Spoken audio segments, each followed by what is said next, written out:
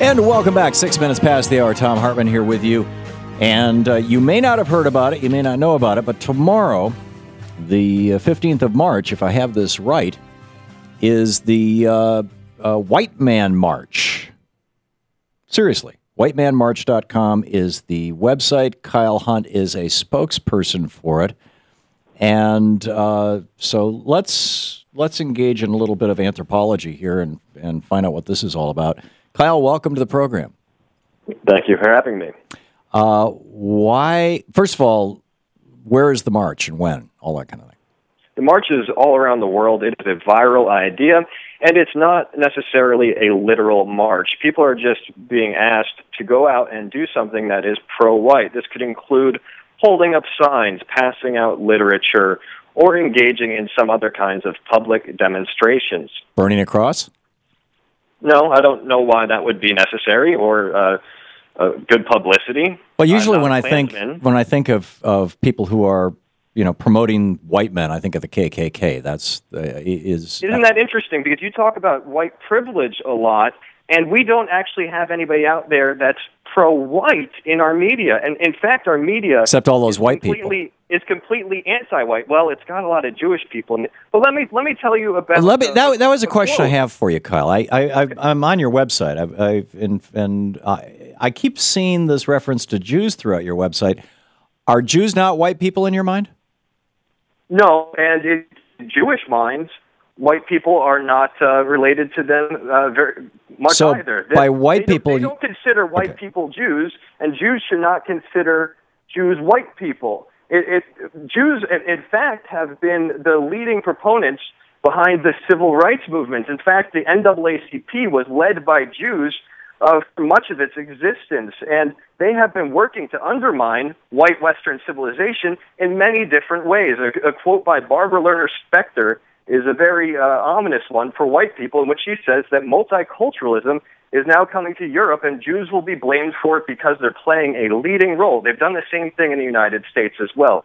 They are not white. In fact, they are often anti-white. Okay. So I'm curious, Kyle, when did you realize that as a white guy you were oppressed? Well, let me tell you about affirmative action in which white people, and there are a lot of poor white people. Have you ever been to Appalachia? I have. White people are being oppressed in that they are victims of racism and discrimination. They are targeted and not allowed to have certain jobs, and are not allowed to basically get into the same kinds of educational institutions as people who are less qualified than them are. And it's based solely on the color of the skin. The fact that they are white hinders them from getting the same kinds of opportunities so where is anyone else, including illegal immigrants often, are able to get. Okay, I'd still like to get back to the question, if you don't mind, and I don't mean this, I genuinely am not going to pick on you or ridicule you or anything like that. I was just curious if you could share with us, your personal story of what was the epiphany for you that caused you to realize that you or that white people like you are oppressed. Are in danger? Yeah. Okay, well, how about when Jamie Foxx is on Saturday Night Live and he says, "I kill all the white people in the movie." How great is that? And then in Django. The audience applauds. Yeah, he's promoting Django Unchained. Let's talk about another movie that recently came out, 12 Years a Slave. They're continuously bringing up this idea that every white person today needs to be collectively punished for the sins of slavery. Now, at the height of slavery, only 1.4% of all American whites actually owned slaves. And there were, in fact, many Jews, blacks, and American Indians who also owned slaves, but you're never going to see this represented in the movies or in the textbooks. And I don't know if you know this history, but there were a lot of white slaves in the colonies as well, right up until mainly white people fought to end the practice of slavery. But we don't get a whole lot of credit. They don't make inspirational stories about all of the white people who fought to end the... Are you talking about the people who came over from Europe on indentures, lifetime indentures, who were There were not only slaves? indentured servants, and oftentimes those indentured servants were treated worse than the black slaves. But there were 300,000 Irish slaves alone who were brought to the colonies And this is never discussed. I'm part Irish myself, and I think it's a tragedy that But the Irish slaves were able to blend in, assuming that your statement is accurate. I can't verify that, but I do know that there were people of all colors, including white people, who were essentially slaves, and in some cases overtly slaves. But within a generation, or if they could get away, they could blend into the Uber culture, into the larger culture, and nobody would question them. Whereas somebody with black skin couldn't do that. Let's talk about the slaves in Europe. About 1.5 million slaves were kidnapped and taken as slaves in bondage by the North Africans, the Barbary pirates. I'm not sure if you know about that history. It was going on around the same time as African slave trade. And but to this moment right now, Kyle, when did you realize that you were oppressed? What has motivated you to participate in this? Because my people are being denigrated at every possible turn. The white man is being displaced, ridiculed, and how has this affected you in your life? Well, because I'm not allowed to even express my love of my race, a pride in our accomplishments. Can you imagine? You're on the air right now talking to 3 million people. I mean, it's I'm not stopping you. Well, as soon as somebody does express a pride in their race, if they're white, and only if they're white, then they're called a racist, a Nazi, a bigot, a white supremacist.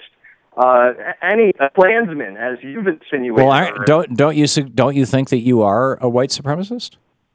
No. What have I said that has indicated that I consider white people to be able to lord supreme over everybody else? Okay, so you don't think that other races are inferior to whites? I love my race, and I'm willing to discuss our accomplishments and some of our downfalls and some of the sore points of our history that often go. Completely. Okay, so if you don't mind, Kyle, I'm just again what. I get it that some white guy in a community that has a lot of people of color in it who didn't get a job might think that he was racially discriminated against, or might even have been racially discriminated against, and would go, exactly, and would go off on it. What happened to you? What brought you into this? I saw that there is a genocide taking place, Tom. You can look at the UN's definition of genocide, which is first killing members of the group, or in whole or in part, 2, causing a serious bodily harm or mental harm. So white people are being killed. 3, deliberately inflicting on the group conditions of life calculated to bring about its physical destruction in whole or in part. Any of these conditions, if they're met, it constitutes. So how are white people being killed in a way that is genocide? That does not need to even be the case. But I'll tell you what, Tom, white people are the victims of black-on-white crime at 39 times the rate of white-on-black crime. There's a serious epidemic going on in which white people are being targeted. So you're afraid of black people? I'm not afraid of black people. I'm talking about federal crime statistics which indicate that there is a serious problem going on. Have you not seen this knockout game where white people are being targeted? Yeah, that Fox News started and has been promoting. It's never called a hate crime. It's never called a hate crime because I'll tell you what, we don't have civil rights. White people don't have civil rights. And I'll give you a quote for this. This is from Mary Frances Berry, former chairwoman of the U.S. Commission on Civil Rights.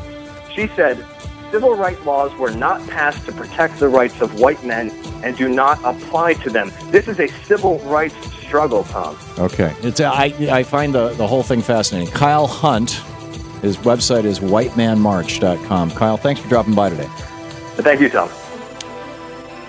Curious your thoughts on Kyle's thoughts right after this. This is the Thom Hartmann Program. That was interesting. I'm still trying to wrap my head around the cultural anthropology of this. What causes white people to think like this?